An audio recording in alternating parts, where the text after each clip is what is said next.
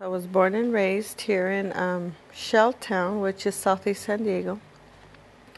We went to private school to St. Jude's Academy I went there for 8 years. Our life was surrounded by school, church, and home. Very traditional. We have very beautiful traditions that we shared, and some very oppressive. My attraction to girls happened around puberty, which is a normal age for us to know what our orientation, whether we understand it or not.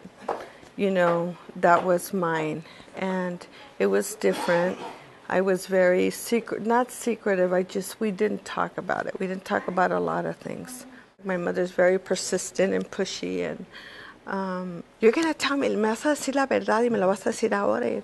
So over the phone, it was safer. So she didn't believe it. So I told her, yes, I am. And so this is where my journey began of activism. They threatened to take my son away.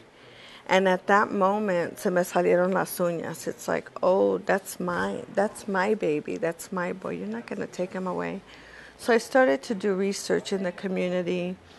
What are my rights as a lesbian mother? Are there lesbian mothers? So I started doing research, found out that legally they couldn't take him away based on my orientation. That strength, I don't know where it came from fear, that I started to look for other women like me who had children. And then we formed a group called Moms and Me.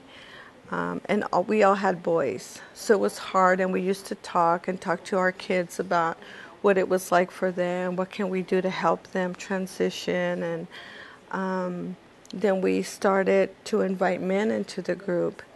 So it became Moms and Me and Dads too.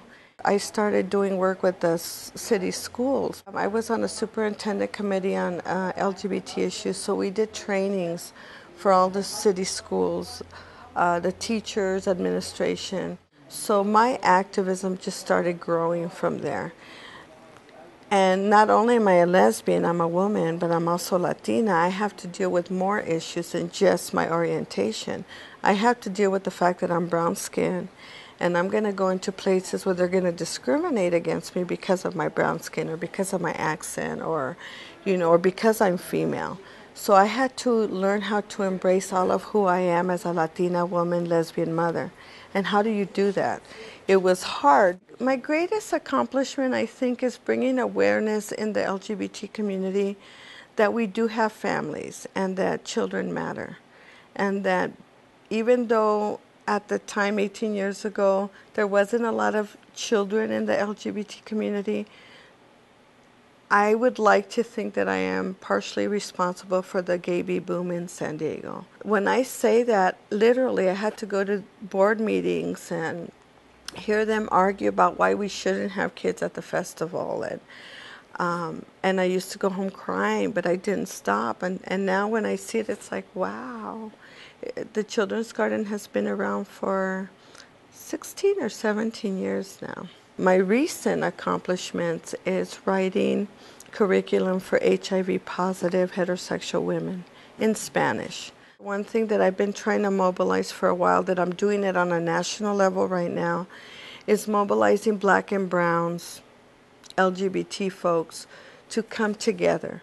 Because what I see happening in the larger movement, they always leave us out.